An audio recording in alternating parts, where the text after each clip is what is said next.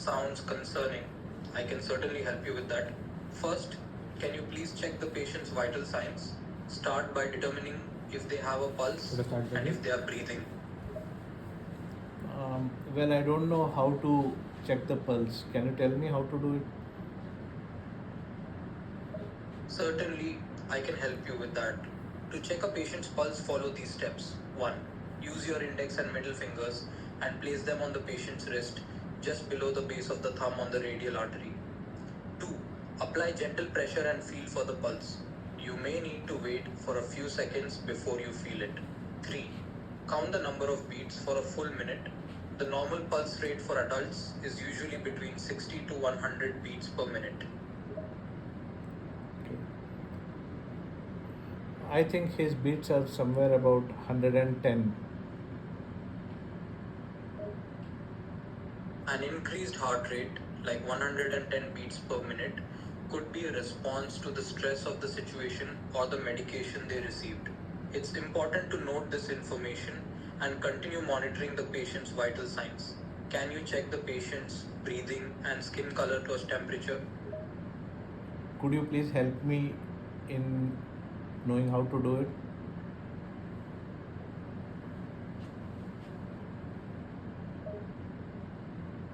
Sure, I can help. To check the patient's breathing, observe their chest for any rise and fall or listen for any sounds of breathing. You can also feel for the presence of air movement on your cheek. To assess skin color and temperature, look at the patient's skin. Pale skin or bluish lips can be a sign of inadequate oxygenation. Additionally, check their skin temperature by touching their hands or forehead, as cool skin can be a sign of compromised circulation.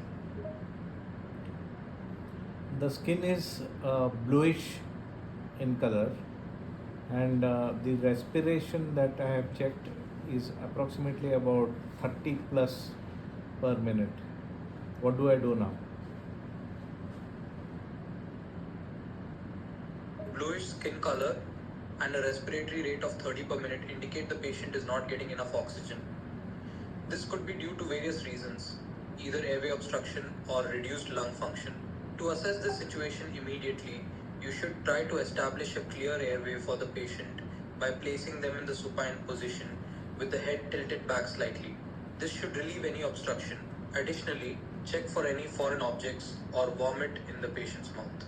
If the airway is clear and ventilation continues to be inadequate, you should start rescue breathing immediately. Yeah.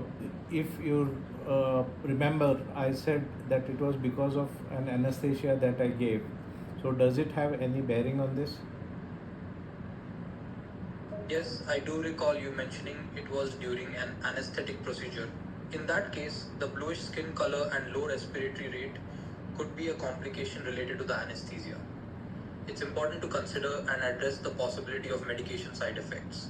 In addition to ensuring a clear airway, you should also check the patient's blood pressure and monitor their level of consciousness. Do they respond when you call out their name or touch their arms or legs? No, there's no response. Lack of response is concerning.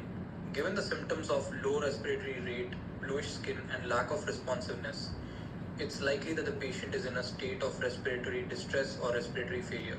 Immediately follow these steps. 1. Place the patient in the supine position with legs elevated to help maintain blood flow to the vital organs. 2. Begin chest compressions at a rate of 100 and 20 compressions per minute. 3.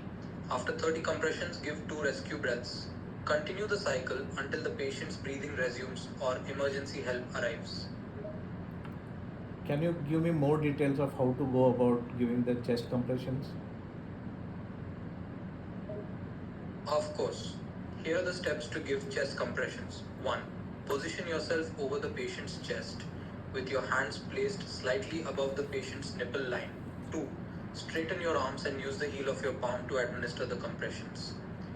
3. Apply enough force to allow the chest to recoil after each compression. You should aim for a compression depth of 2 to 2.5 inches in adults. 4. Perform compressions at a rate of 100 and 20 compressions per minute. The patient is still not responding after having done all this. What do I do now?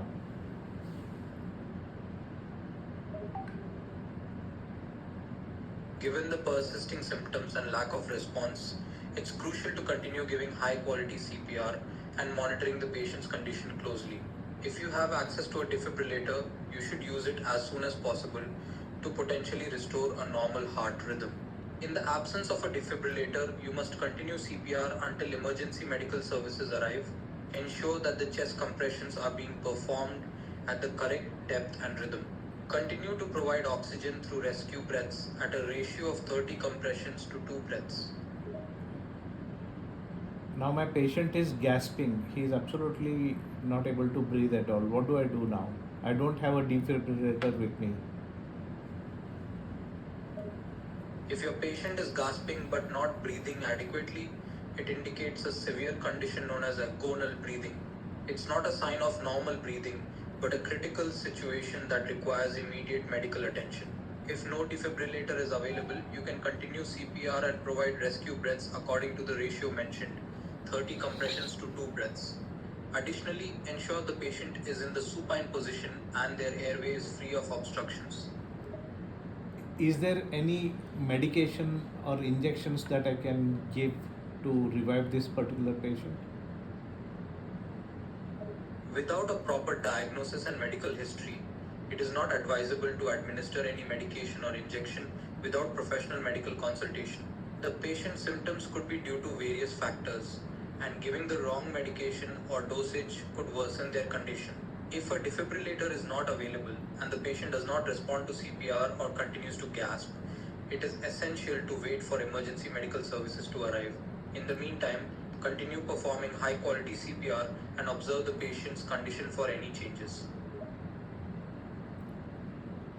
Does tracheostomy have any role in this?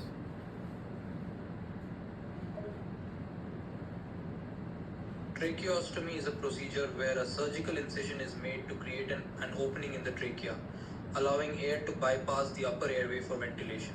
It is a major surgical procedure usually performed in cases where a patient has difficulty breathing, obstruction, or airway damage. In the current scenario, where the patient is gasping but not breathing adequately, initiating a tracheostomy is not the appropriate step, as it is a major invasive procedure that requires proper medical facilities and expertise to perform safely. Thank you so much for the help. You're welcome. I'm glad to help.